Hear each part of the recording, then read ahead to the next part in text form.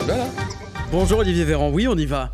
Bonjour. Porte-parole du gouvernement, invité du 8-30. 64% des Français opposés à la réforme des retraites, c'est le sondage Ipsos Soprasteria pour France Info et France Télévisions publié ce matin. 3 points de plus que dans notre dernière enquête il y a quelques semaines. Ça veut dire que plus le gouvernement explique sa réforme et plus les Français sont contre. Alors, il y a un élément que je regarde dans votre sondage qui est intéressant, c'est qu'il y a une majorité de Français qui considèrent qu'il faut réformer les retraites. C'est-à-dire que le message, la conviction... Très large, les 3/4 des Français même. Oui, donc ça veut dire que la conviction que notre système de retraite par répartition doit être conforté, maintenu dans la durée, elle est bien là. Ensuite, mais il y a seulement un quart des Français, puisque vous évoquez ce chiffre, qui pensent que votre réforme est la bonne. Il y a 50% en revanche qui disent qu'il faut une réforme, mais une autre. Il y a 50%, quand on regarde dans le détail, il y a certains Français qui souhaiteraient qu'on augmente les cotisations patronales, d'autres qu'on augmente les cotisations des salariés, d'autres qu'on prélève des taxes nouvelles, etc. Donc en réalité, il est difficile de trouver un scénario qui réunisse une majorité confortable de Français, mais je redis la conviction que nous devons pérenniser, conforter notre système de retraite par répartition parce qu'il est déséquilibré dans la durée du fait qu'on vit plus longtemps et qu'il y a un vieillissement de la population. Elle est là. Alors ensuite, ce qu'on explique aux Français, c'est que si nous devions augmenter les cotisations des salariés, de fait, on baisserait les salaires. Et on les baisserait de façon conséquente et de manière croissante dans la durée. C'est-à-dire qu'on on arriverait rapidement à 450 € de pouvoir d'achat en moins en moyenne, sachant que pour des Français, ce serait davantage que cela encore. Ce qui veut dire qu'il y aurait un ralentissement de la croissance et de la consommation, et ça veut dire qu'on aurait encore plus de difficultés à faire face à l'inflation. Or, nous assumons le fait de ne pas augmenter les impôts, mais de les baisser depuis 2017, et de travailler vraiment pour maintenir ou augmenter le pouvoir d'achat des Français. Olivier Véran, au soir de la première journée de mobilisation, Elisabeth Borne avait parlé de doute et d'interrogation. Pour vous, est-ce qu'on est encore dans cette phase, ou est-ce que les Français ont tout simplement... sont contre une réforme qu'ils ont parfaitement comprise? Je ne doute pas une seconde que les Français se renseignent sur cette réforme des retraites et qu'ils aient appréhendé l'essentiel, etc. Et je ne remets pas du tout en question le fait qu'il y ait des Français qui soient contre la réforme des retraites que nous présentons. Et je leur reconnais totalement le droit de manifester. Parmi les manifestants, il y avait aussi des Français d'ailleurs qui voulaient dire leur mal-être et leurs difficultés au quotidien face à l'inflation. C'est les messages que vous avez entendus ? Pratique, etc. Bien sûr, il y a un tout, si vous voulez. Il y a aussi des Français qui considèrent que le rapport au travail doit changer, qu'il faut en faire davantage sur la qualité de vie au travail. Ce que montrent aussi les enquêtes qui est intéressant ces derniers temps, c'est que les Français sont attachés au travail en réalité. C'est-à-dire à rebours des discours de la NUPES sur la société de la paresse, etc. Les Français considèrent que le travail est un outil pour s'accomplir et se réaliser en société. Mais ils souhaitent que leur travail empiète le moins possible sur leur vie personnelle et que le travail ne les empêche pas de se réaliser par ailleurs dans leur vie familiale, etc. Et c'est quelque chose que nous entendons. C'est ce que vous traiterez plus tard dans un texte qui arrivera au printemps. C'est pas ce qu'on traite plus tard, c'est ce qui fera l'objet d'un texte plus tard, mais que nous discutons avec les partenaires sociaux et que nous travaillons aussi en lien avec les Français pour adapter la vie professionnelle aux conditions de l'époque. Pour revenir à la réforme des retraites, vous avez eu cette phrase après la première journée de mobilisation, 700 000 personnes ou plus d'1 million, au fond ça ne change pas grand-chose au projet. Vous le rediriez aujourd'hui, quel que soit le nombre, cette réforme se fera ? Je ne minimise absolument pas l'ampleur de la mobilisation, qui est une mobilisation dans la rue qui était encore une fois importante, et j'ai un profond respect pour la capacité des Français de se mobiliser quand ils ne souhaitent pas quelque chose. Et nous entendons ce message. Ce que je dis, c'est que nous sommes dans le temps parlementaire. La commission à l'Assemblée nationale a pu examiner ce qu'elle a pu d'ailleurs du texte de loi, parce qu'en raison de l'obstruction parlementaire portée par la NUPES, qui est une obstruction franchement qui veut empêcher le discours, cette commission a quand même pu adopter certains articles, comme par exemple la suppression des régimes spéciaux. Et donc le texte va arriver dans l'hémicycle, qui est la maison du peuple, c'est le Parlement, qui doit permettre aux parlementaires de la majorité et des oppositions de discuter, d'améliorer, de renforcer les choses. Et vous le voyez, je sais que les Français ils sont sensibles parce que, de fait, ils nous ont mis en situation de majorité relative lors des dernières élections pour dire on ne veut pas que vous décidiez tout seul, on veut que vous parliez avec les oppositions et que vous trouviez des accords. C'est parfaitement notre volonté. Et donc là, quand vous voyez ce texte arriver avec 20 000 amendements déposés, surtout du côté de la gauche, vous parliez de la stratégie de la NUPES, vous dites quoi ? La gauche joue pas le jeu. Non, mais c'est... Si vous voulez, 20 000 amendements, pour que les Français qui nous écoutent se fassent une idée, ça fait à peu près 30 000 pages A4. Ça veut dire que c'est impossible d'arriver j'ai fait au mon petit bout calcul du texte cette nuit en cherchant le sommeil.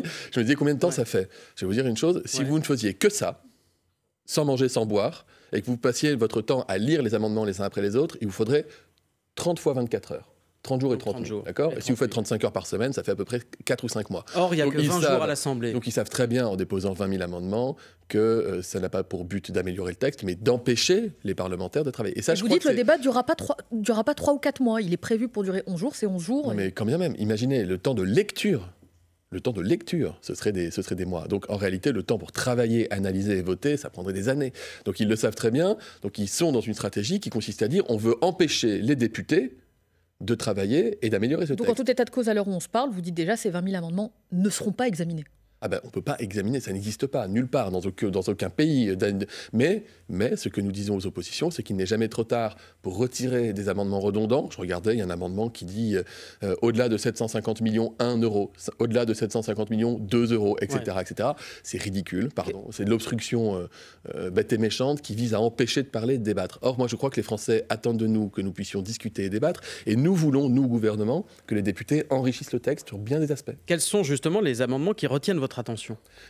Alors, il y a ceux qui le retiennent pour des mauvaises raisons. Certains amendements de la NUPES. Pour les bonnes raisons, je voulais dire. Non, mais je le dis quand même, parce que vous savez, le temps parlementaire, il a aussi ceci d'intéressant que maintenant, c'est carte sur table. Jusqu'ici, on discutait du projet du gouvernement. Et vous aviez des oppositions, la NUPES et le RN, qui vous expliquaient qu'eux feraient mieux que nous. Alors regardons ce que c'est que de faire mieux que nous. Les amendements de la NUPES, pardonnez-moi, ils ont un sens. C'est-à-dire que la NUPES propose d'augmenter les cotisations patronales pour les artisans. Ça ferait monter le prix de la baguette, que les Français nous entendent, quasiment à 2 euros s'ils devaient continuer de payer des salariés. Encore une fois, Olivier Véran, on ne parle pas du projet de la taxation de la France Insoumise, on parle de votre projet. Non, quels sont les amendements qui retiennent votre attention? On a commencé cette émission en se disant que les Français sont conscients qu'il faut une réforme des retraites, mais qu'ils considèrent qu'il y a des meilleures réformes que la nôtre. Donc je leur dis, soyez attentifs à ce que proposent les oppositions qui vous invitent à manifester. Elles vous proposent d'augmenter le prix de la consommation courante de tous les biens, parce qu'elles augmentent très fortement la fiscalité sur le travail, elles baissent les salaires des Français, et ça ne permet pas de stabiliser, d'équilibrer le régime des retraites. Certains de vos alliés, en tout cas, voudraient corriger le texte, l'améliorer peut-être. On va voir avec vous dans un instant ce qui pourrait bouger, y compris dans un accord éventuel avec les Républicains, puisque Elisabeth Borne a dit hier soir qu'elle n'envisageait pas d'utiliser l'article 49.3. Elle cherche donc un accord avec la droite. On en parle juste après le fil info, Olivier Véran, puisqu'il est 8h40, et voici Maureen Suignard. Kiev accueille un sommet inédit avec des représentants européens. La présidente de la Commission est accompagnée d'une quinzaine de commissaires européens dans la capitale ukrainienne aujourd'hui. Le président ukrainien veut débuter des pourparlers concernant l'entrée du pays dans l'UE. Ce n'est pas simple, mais indispensable. Elisabeth Borne, loin de renoncer à sa réforme des retraites, malgré l'annonce de 2 nouvelles journées de mobilisation la semaine prochaine. Nous assumons de ne pas augmenter les cotisations, les impôts qui entraîneraient un ralentissement de la croissance et de la consommation, affirme sur France Info ce matin le porte-parole du gouvernement. La famille n'y croit pas, mais des témoignages des amis de Siem changent la donne alors que son meurtrier présumé affirme qu'il entretenait une relation amoureuse avec l'adolescente. Les enquêteurs estiment que cette version est crédible. Il a avoué son meurtre en garde à vue. Alors que le groupe a annoncé le mois dernier la suppression de plus de 18 000 postes dans le monde, Amazon fait mieux que prévu, près de 150 milliards de dollars de chiffre d'affaires au 4e trimestre 2022, dans un contexte marqué par l'inflation. France Info. Le 8h30 France Info, Neil Alatrousse, Laurent Sénéchal. Toujours avec Olivier Véran, ministre délégué chargé du renouveau démocratique, porte-parole du gouvernement. Votre défi va être de trouver une majorité pour cette réforme au sein de l'Assemblée. Les Républicains réclament un effort, par exemple, sur les carrières longues, tous ceux qui ont commencé à travailler à 16, 17, 18, 20 ans et qui devront pour certains cotiser 44 ans au lieu de 43 pour le reste de la population. Déjà, est-ce que ça vous semble juste que ces personnes-là cotisent plus que les autres? Déjà, quelle est la situation aujourd'hui avant la réforme ou si on ne réformait pas? Vous avez des Français qui devraient cotiser 43 et d'autres qui devraient cotiser jusqu'à 45, voire 46 ans.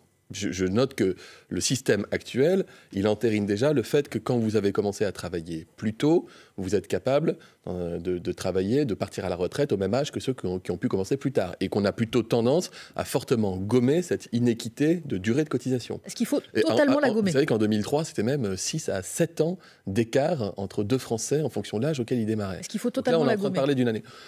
Je vous dis, on a le mérite de présenter un projet qui est équilibré sur le plan budgétaire. Et c'est Bruno Le Maire, quand il dit on est à l'euro près, etc., il faut qu'on fasse attention à tout cela.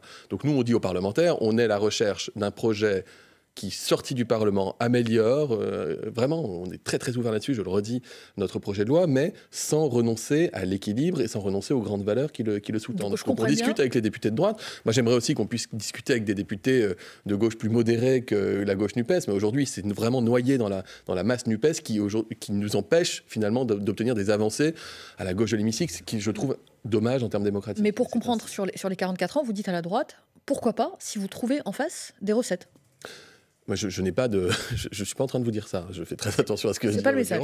Je dis le message, c'est de dire les parlementaires sont souverains pour décider quel texte ils veulent sortir du Parlement et ensuite à nous de décider si ça nous convient ou non.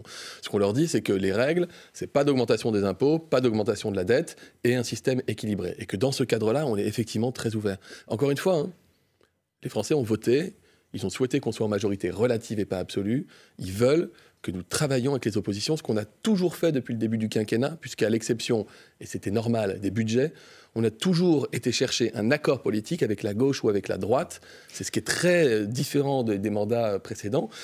Ça correspond à ce sens démocratique que les Français ont voulu donner à cette mandature. Donc on le respecte, on s'y inscrit. Le MoDem, cette fois-ci, voudrait corriger un effet pervers, en quelque sorte identifié par, en tout cas, c'est ce que disent les députés MoDem, par cette réforme. Elisabeth Borne, d'ailleurs, l'a assumé hier. En ce qui concerne les femmes qui ont eu des enfants pendant leur carrière, elles perdront avec la réforme le bénéfice de tout ou partie des trimestres qu'elles ont obtenus pour maternité. Est-ce qu'il faut corriger également ceci, doubler par exemple le nombre de trimestres qu'on obtient quand on est une femme et qu'on fait un enfant? Alors, pardonnez-moi, mais il n'est pas exact de dire que les femmes perdraient le bénéfice de la maternité. J'ai dit tout ou partie.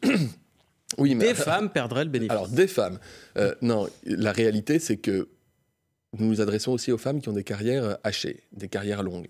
Des femmes qui ont eu des enfants, qui les a conduits à arrêter de travailler pendant un moment plus long, par exemple, que le congé maternité. On s'adresse aussi aux femmes qui ont décidé de prendre un congé parental. Toutes ces femmes-là, elles sont gagnantes avec la réforme, en fait, puisqu'on va avoir une meilleure prise en compte du congé parental et puisqu'on maintient la prise en compte totale des trimestres de maternité. Mais le congé parental qui n'est pas indemnisé de la même façon que le congé maternité, donc ça se paye sur la pension ensuite. Non, mais dès lors que vous avez cotisé un certain nombre d'années, vous avez vos trimestres, ce qu'on appelle les trimestres d'assurance ou des trimestres cotisés, c'est suffisant pour pouvoir partir quand vous le devez, c'est-à-dire à l'âge légal, etc., sans perte. Et ça, c'est plutôt un système qui est maintenu, voire renforcé pour les femmes dans notre pays. Ce que le MoDem voudrait, c'est qu'il y ait 2 trimestres par congé maternité au lieu à l'issue de la réforme, les femmes partiront 2 mois à la retraite en moyenne avant les hommes. Oui, mais pour les femmes qui ont fait des enfants. Et que l'autre paramètre qu'il faut prendre en compte, c'est le niveau de pension quand vous êtes à la retraite, et que le niveau de pension des femmes à la retraite, c'est factuel, c'est vérifiable, les Français peuvent le vérifier. Le niveau de pension moyen des femmes va plus augmenter que le niveau de pension moyen des hommes. Donc on va réduire les inégalités à la retraite entre les femmes et les hommes, d'accord ?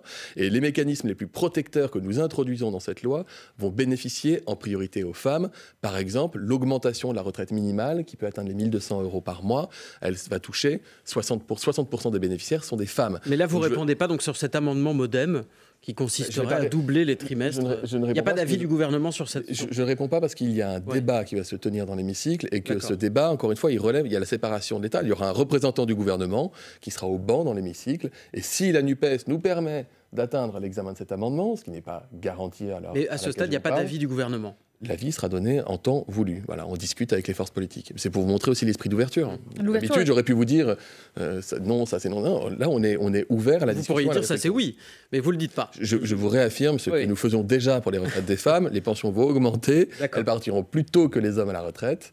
Et c'est les plus grandes bénéficiaires des nouvelles mesures sociales. L'ouverture la plus notable évoquée par Elisabeth Borne hier soir chez nos confrères de France 2, c'est sur l'emploi des seniors. Et il y a cet amendement, notamment des Républicains, qui dit il faut préciser ce que c'est, senior. C'est vrai, on est senior à partir de quand en France ? C'est une bonne question. Alors, il y a des stats. Après, il y a toujours ce qu'on appelle l'effet seuil. Moi, j'ai horreur des effets seuil. C'est-à-dire que vous passez un jour, vous êtes devenu senior, juste avant, vous ne l'êtes pas. Mais bon, la loi est faite de seuils.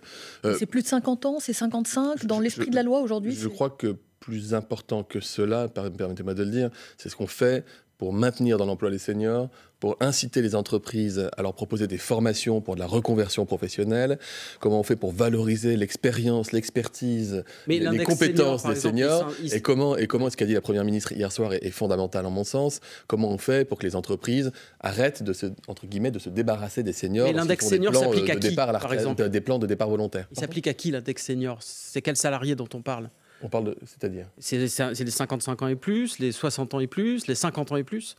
Aujourd'hui, c'est plutôt 55 ans et plus, si je ne vous dis pas de bêtises. Je ne crois pas que le fait de changer l'âge de départ changera la donne. Mais comprenez l'état d'esprit. C'est que vous avez des gens qui ont fait 20 ans, 30 ans, parfois dans le même poste, parfois qui ont changé, qui ont eu plusieurs emplois. Et certains d'entre eux ont peur, arriver à partir d'un certain âge, de coûter plus cher à leur entreprise et qu'on leur dise « vous n'êtes plus productif », ce qui est totalement faux en fait.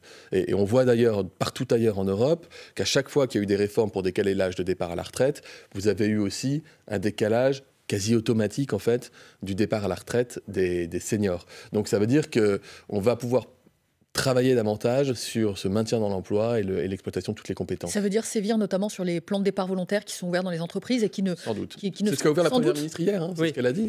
Vous voulez lutter Elle n'était pas opposée à la coercition. Ça fait partie des aspects, je crois que j'ai eu l'occasion de le dire sur votre plateau il y a quelques semaines, c'est partie des points sur lesquels on considère que notre dispositif peut être encore renforcé. Et ça arriverait dans la loi du printemps, pas dans cette loi immédiate? Alors, l'emploi des seniors, c'est quelque chose qui n'a pas forcément d'impact budgétaire, donc qui pourrait faire partie d'une loi ad hoc. Il y a d'un côté donc empêcher les entreprises de se débarrasser des salariés les plus âgés qui se rapprochent de la retraite. Et puis, il y a d'un autre côté aussi favoriser leur recrutement. Le patronat propose des allègements de charges en disant finalement, ça nous aiderait à recruter davantage de seniors aussi. Nous allégeons les charges pour les entreprises, nous avons baissé l'impôt sur les sociétés, ce qui permet de faire baisser le chômage, de regarder le cap du plein emploi avec confiance et de retrouver l'attractivité de notre pays. Donc nous ne sommes pas la majorité qui réchigne à faire tout ce qu'il faut pour créer de l'emploi et de la richesse dans notre pays. Néanmoins, nous considérons que l'emploi des seniors est un atout en fait, pour les entreprises. La France ne doit pas être un pays dans lequel on regarde les gens à partir d'un certain âge en disant en fait, c'est trop tard pour investir sur vous, ça ne veut rien dire. C'est l'inverse en réalité. Vous avez énormément à apporter dans votre entreprise. Que vous soyez dans une société de service, dans une usine, dans un bureau, c'est fondamental. Olivier Véran, vous supprimez les régimes spéciaux, presque tous, pas ceux par exemple des sénateurs. Pourquoi ? Parce que c'est pas du tout un problème politique, croyez-moi. D'ailleurs, les députés ont déjà décidé qu'ils s'appliqueraient eux-mêmes la réforme des retraites. D'accord ? Donc ils vont le faire, comme ils l'ont fait d'ailleurs pour les précédentes réformes des retraites, donc ils seront logés à la même enseigne. Et en fait, la séparation des pouvoirs fait que le gouvernement ne peut pas décider pour les députés ou les sénateurs. Il faudrait que les sénateurs votent eux-mêmes. Il faudrait une loi qu'on appelle une loi organique, spécial. qui n'est pas du tout le même texte. Et donc il faut le plus logique, le plus simple, le plus raisonnable, c'est que les parlementaires décident, après l'adoption de la loi, de s'appliquer ce régime. Et concernant les autres médias, je pense par exemple à la RATP. Vous noterez qu'on a la majorité à l'Assemblée nationale et que les députés ont décidé de l'appliquer. Donc les discussions sont en cours au Sénat. La majorité. La RATP bénéficie d'un régime spécial que vous voulez supprimer, alors même que les transports parisiens ont beaucoup de mal à recruter. C'est le bon moment ? Manifestement, si c'était l'âge de départ à la retraite qui était un facteur de difficulté pour recruter, on le saurait. Ça donnera encore moins envie de rejoindre la RATP, disons. Je ne crois pas que la difficulté soit de se projeter dans 1 an ou 2 ans de plus d'une carrière. Je pense que la difficulté, elle est ailleurs, encore une fois. Je vous parlais tout à l'heure de l'organisation, de la qualité de vie au travail, de comment on fait les choses. Après, il est honnêtement très cohérent de demander à ce qu'un conducteur parisien travaille le même nombre d'années qu'un conducteur lyonnais, bordelais ou marseillais. Là, vous avez des écarts en années qui ne s'expliquent plus, qui ne se justifient plus. D'ailleurs, les députés, je vous le dis et je le redis, les députés ont supprimé lors de l'examen en commission, les régimes spéciaux. Et leur propre régime spécial, ils sont revenus dessus, ils sont alignés désormais sur la fonction publique. Vous avez dit, c'est parce qu'on a la majorité à l'Assemblée qu'on a pu le faire. C'est parce qu'on avait la majorité à l'Assemblée. Non, c'est parce que les députés de la majorité ont décidé de le faire. Est-ce que vous souhaitez que les sénateurs le fassent ? Et certains députés des oppositions d'ailleurs, je crois que les LR l'ont adopté. Est-ce que vous souhaitez que les sénateurs le fassent sans... En fait, je vous ai parlé de la séparation des pouvoirs, donc je vous pouvez avoir un avis personnel. Je peux vous donner mon conviction, mais moi je pense qu'on doit être exemplaire en tout point, c'est tout. Voilà, le législateur doit être exemplaire là-dessus. Je pense qu'il faut être logé exactement comme tout le monde. Je pense que c'est ce que les Français comprennent. Le message est passé. On va parler de pouvoir d'achat dans un instant, Olivier Véran. 8h51, c'est le fil d'info avec Maureen Suignard. Il faut amplifier la mobilisation contre la réforme des retraites, lance Laurent Berger, le patron de la CFDT. Mobilisation contre la réforme des retraites mardi prochain. Il n'a pas été convaincu par la prise de parole de la Première ministre hier. Elisabeth Borne reconnaît une réforme difficile mais nécessaire et se dit ouverte à la mise en place de l'index senior dans les PME. Quasiment 7 milliards d'euros de bénéfices pour Sanofi en 2022, des résultats en hausse pour le groupe pharmaceutique. Le Duplitex reste le principal moteur du groupe, un traitement contre l'asthme et l'eczéma. Pékin dit vérifier ce matin les informations en provenance des États-Unis et appelle à ne pas monter les choses en épingle. Le Pentagone affirme qu'un ballon espion survole son territoire, mais il est trop dangereux de l'abattre. Besançon, Lyon, Poitiers, Grenoble, Dijon, les vacances débutent pour la zone A. C'est demain qu'il y aura du monde sur les routes. Journée classée rouge pour les départs sur les axes menant en station de ski dans les Alpes et autour des agglomérations lyonnaises et grenobloises. France Info. Le 8-30 France Info, Neil Alatrousse, Laurent Sénéchal. Toujours avec le porte-parole du gouvernement, Olivier Véran, le litre d'essence dépasse maintenant souvent les 2 € en France. On est à des niveaux historiquement élevés. On est quasiment au même niveau qu'au moment de la ristourne carburant de 18 centimes le litre. C'était la toute première en avril dernier. Est-ce qu'il n'est pas question de réintroduire cette ristourne ? En fait, j'ai profité de votre question pour faire un appel aux Français qui vous écoutent.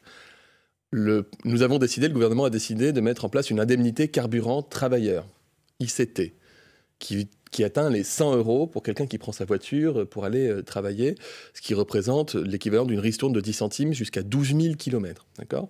Pour en bénéficier, il faut avoir un salaire, des revenus qui sont aux alentours de 1 300 et quelques euros net par mois. Et si vous êtes 2 dans le foyer, les 2 membres du foyer peuvent en bénéficier. Vous vous souvenez, on a présenté ça il y a à peu près un mois. Il y a 11 millions de Français, il y a 11 millions de Français qui peuvent en bénéficier. Pour en bénéficier, il faut se rendre sur le site des impôts. D'ailleurs, il y a un lien rapide, c'est ict.impôts.gouv.fr. On vous demande votre plaque d'immatriculation, votre revenu fiscal de référence. Je l'ai fait pas à titre d'exemple, pas pour en bénéficier moi, mais j'ai fait pour voir si c'était simple. Ça m'a pris 1 minute. Et dans la semaine, vous recevez directement sur votre compte l'argent. Et combien de Français l'ont fait ? Et écoutez, on est sur à peu près entre 10 et 11 millions de Français qui devraient en bénéficier. On est un peu plus de 3 millions de Français qui en ont fait la demande.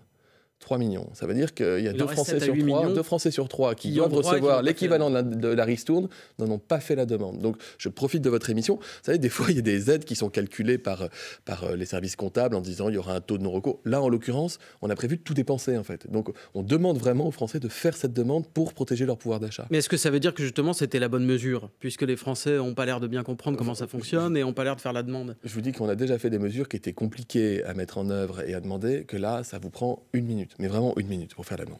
Ce qui coûte cher aussi pour les automobilistes, pour ceux en tout cas qui prennent l'autoroute, c'est les péages qui augmentent au 1er février à quelques jours, plus 4,75% en moyenne. Pourtant, d'après le Canard enchaîné, il y a eu un rapport de l'Inspection générale des finances qui dit que finalement les autoroutes se portent bien, qu'il est possible de réduire le prix du péage sur 2 tiers des réseaux autoroutiers et que ce rapport, il aurait, je cite le Canard enchaîné, été écarté par le gouvernement. Est-ce que c'est vrai ? Ça, j'ai pas de réponse à vous faire. Je suis pas dans les arcades, mais il est très fréquent qu'en fait vous demandiez des rapports à l'inspection générale et vous êtes libre de rendre public et à quel moment, etc. Et tel rapport. Je sais pas si c'est le cas dans cette situation précise. Mais sur les autoroutes, à la base, elles devaient augmenter de plus. En tout cas, les sociétés autoroutières souhaitaient augmenter davantage le prix des autoroutes. Ça vient d'augmenter de 4,75%. En raison de la hausse d'un certain nombre de coûts, comme le coût de l'énergie. Bien sûr qu'on préférait qu'elles augmentent pas, en fait. Évidemment, on veut protéger le pouvoir d'achat des Français. On pourrait même le baisser. Après les sociétés autoroutières ont fait un geste, puisque lorsque vous utilisez un parcours très fréquemment, vous avez des baisses qui sont assez conséquentes pour le coup, avec des baisses forfaitaires. Mais l'IGF, les services de Bercy disent qu'on aurait pu baisser. Je ne peux pas commenter un rapport de l'inspection générale que je n'ai pas vu et qui n'est pas dans mon périmètre. Ce que je vous dis, c'est que instinctivement, moi je m'étais dit que le coût des autoroutes n'allait pas nécessairement augmenter autant que l'inflation. Et vous êtes d'accord parce pour que les coûts premiers ne sont pas soumis aux mêmes contraintes que l'alimentation, par exemple. Les bénéfices des sociétés d'autoroute, Olivier Véran, c'est 4 milliards d'euros. On ne pourrait pas redistribuer un petit peu de cet argent ? Alors vous avez de la fiscalité sur ces 4 milliards d'euros qui va quand même dans les caisses de l'État, donc dans les poches des Français. Là, je parle des bénéfices uniquement. Oui, mais vous avez une taxation qui est aussi importante des sociétés autoroutes. Et ça suffit ? Je ne dis pas que ça suffit, je dis que c'est un chose. S'il y a un rapport de l'inspection générale, c'est probablement dans le but de le travailler. Voilà, donc on verra. On retourne au Sénat, Olivier Véran, qui vient de se prononcer pour l'inscription du droit à l'interruption volontaire de grossesse dans la Constitution. Dans la formulation choisie, il protège précisément la liberté de la femme de mettre fin à sa grossesse, liberté déterminée par la loi. C'est la formulation qui a été choisie par le Sénat. Et si les députés valident cette formulation, le texte pourra alors être soumis à un référendum si le gouvernement s'en saisit? Est-ce que le gouvernement va se saisir de la constitutionnalisation de l'IVG? Alors, il reste une étape importante avant qu'on ait à répondre à cette question, c'est ce qu'on appelle la commission mixte paritaire. Les députés ont voté une version de cette proposition de réforme constitutionnelle. Les sénateurs ont voté, et on revient de loin, parce que ce n'était pas gagné avec le Sénat, dans lequel nous n'avons pas la majorité, se prononce pour un texte. Donc ils ont fait une formulation. Maintenant, il faut réunir les députés et les sénateurs et qu'ils se mettent d'accord. Moi, je préférais la formulation de l'Assemblée nationale. Qui protégeait le droit à l'avortement, alors que le Sénat protège la liberté. Comprenez. Quel est le sens? Le sens, c'est se dire, on voit des démocraties dans le monde, y compris des vieilles démocraties fortes, qui sont tout d'un coup terrassées par un mouvement populiste qui prend le pouvoir pour quelques années. Et ce mouvement populiste, l'une des premières mesures qu'il prend, c'est remettre en cause les droits des femmes. Et nous considérons que si demain, l'extrême droite, par exemple, devait prendre le pouvoir dans notre pays, eh bien, la loi n'est pas suffisamment protectrice pour les femmes. Et donc, nous voulons l'ancrer dans le niveau constitutionnel pour qu'il soit impossible par la loi de rogner sur les droits des femmes. Nous, le gouvernement. Pardon ? Nous voulons le gouvernement. Nous, la majorité. Là, je vous parle au nom de la majorité. Ouais. Et je m'inscris totalement dans cette logique de l'inscrire à l'échelle constitutionnelle. Et encore une fois, donc, c'est une avancée qui est très conséquente que d'avoir déjà un texte qui sort du Sénat. Maintenant, laissons députés et sénateurs travailler ensemble pour voir quelle formulation il sera proposée au gouvernement. Et vous dites, peu importe la formulation, si c'est celle du Sénat, eh ben on la prend. Moi, je ne peux pas m'engager sur la référendum, c'est le pouvoir du président de la République. Donc, je ne vais pas vous faire d'annonce sur ce point-là. Mais je vous dis juste que non seulement je comprends le raisonnement, mais je pense que les démocraties ont raison de protéger au plus haut niveau un certain nombre de droits dont on considère parfois trop souvent qu'ils sont inaliénables, alors qu'en réalité, les populismes les terrassent bien volontiers lorsqu'ils accèdent au pouvoir. Merci Olivier Véran, porte-parole du gouvernement, invité du 8h30. Bonne journée à vous.